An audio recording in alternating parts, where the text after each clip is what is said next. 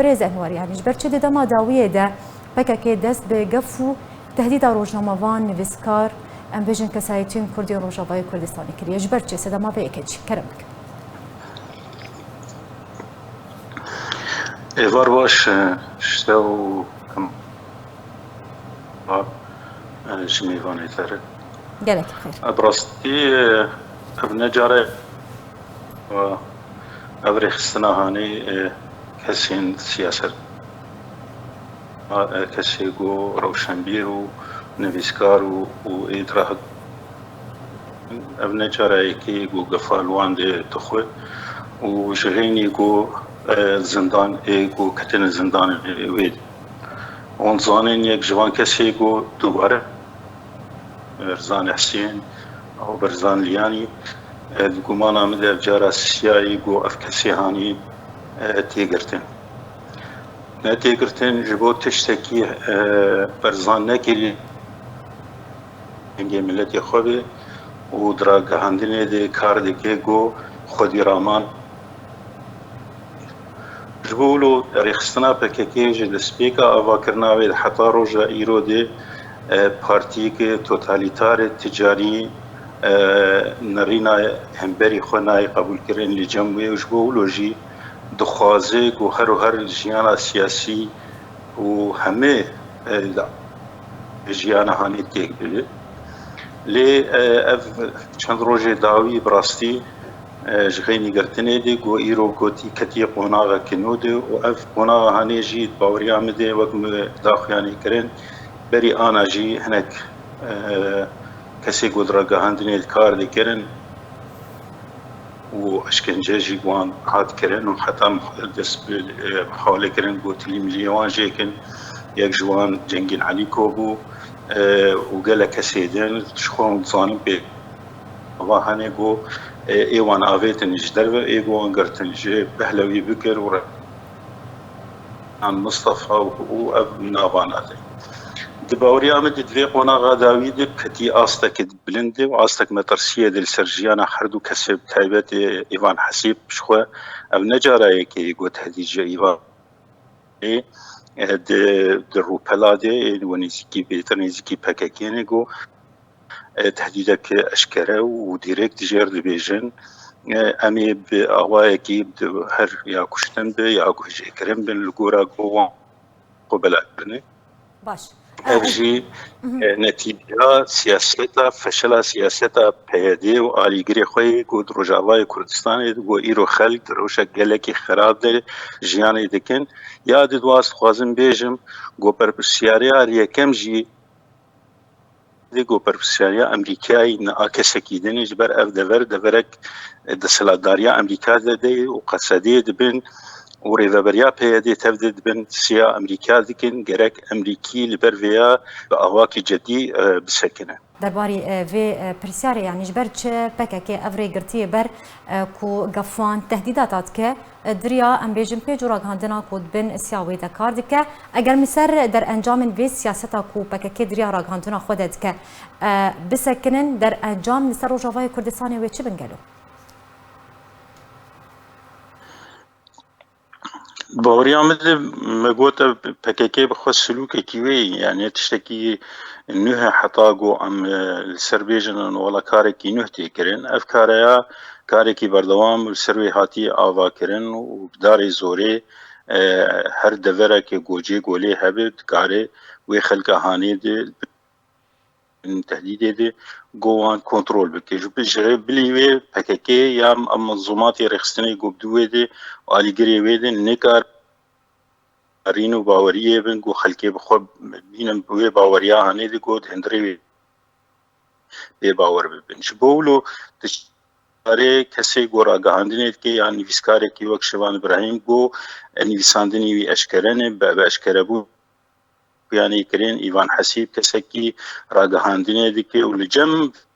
ya got wan navlêkirî îdara azatî de li cem wan bi muhletê ne bes wilo tenê ji qenata Rûda hûn dizanin berî demekê de û ne carayekê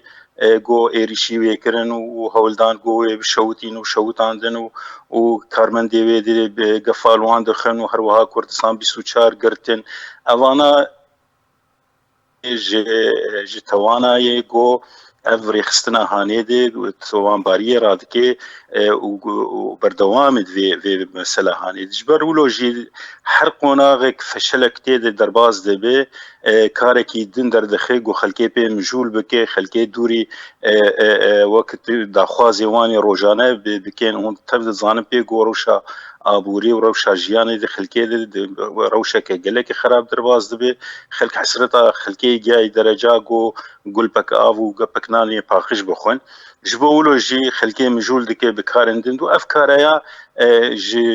wek dibe ji hostê xwe mezin fêrbûne rejîma Baş jî wil wa dikir her qonaqekê de got xel diketin derekê de wê mersûmek derxiste ya wê biryarek derxista wê xelk û tevgera siyasî û kolana wî welatî tevdî pê mijûl dikir ew jî bi vî awayê hanê de dikin dîsa dibêjim ev rêxistina hanê de wek mêvanê te jî kerem kir bi rastî ne tiştekî nihe nehdo bû Emîn Îsa dibin işkenceyê de hatiye kuştin û ber bi çav û bi eşkere û bi belge û bi sûret û li hemberî dinyayê tevî hat belakirin û Emerîka bi xwe jî daxuyanî kirin got divê ev manzûma hanê de wan kesê got wilo wan bînin ber dadgeha lê ez dîsa teke ez dikim got berpirsyariya sereke îro a Emerîkayê got ev devera ew van kesana û ev kesê got tehdîdê dikin li van xelkana de rawestîne û van kiryarê got PYD û qesedê bi tev di vê manzûma hanê de li dijî milletê me kar dikin gerek rawestîn. Niha li Rojavayê Kurdistanê her kes dizane ku ciwanên şoreşgeriyên bi ser PKK ve hene li Rojavayê Kurdistanê biryarê xwe ji PKK werdigirin û bi binpêkirin û kiryaran radibin li Rojavayê Kurdistanê bi tevaya curê binpêkirinan radibin. Her kesek ku li dijî nerîna PYD be li dijî nerîna PKK be em bêjin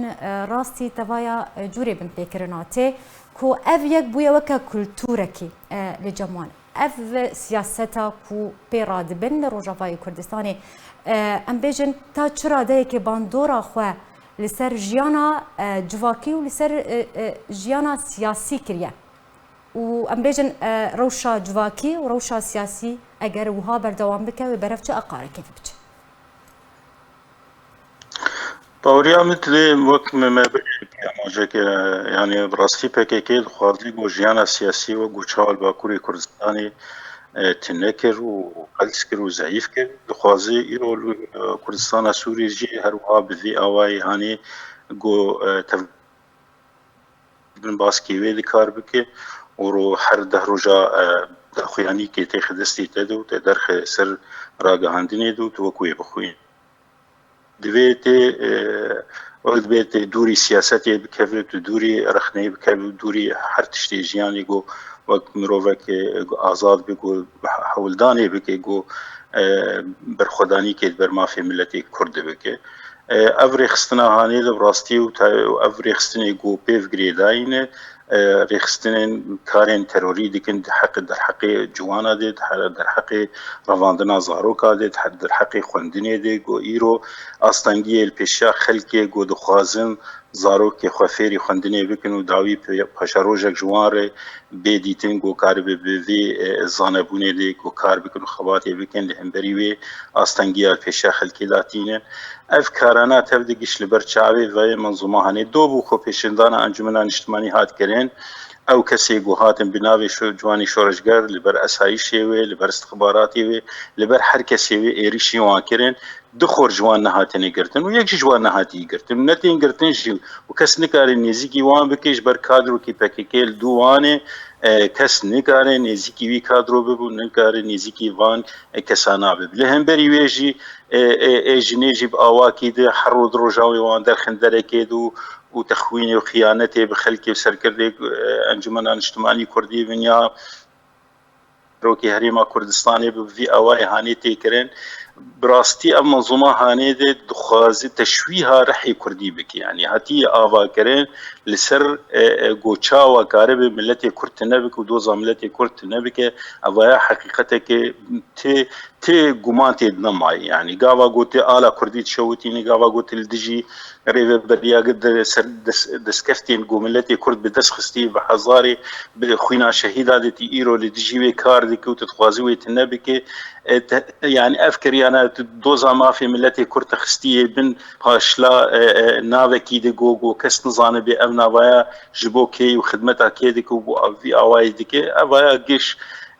قش مترسيين لسرجيانا ملتي كرد وبحقيقة براستي بري انا جي مقوت ريجيما بعز بينجي صالي دي نكاري بو تشتيقو بكاكي وبيدي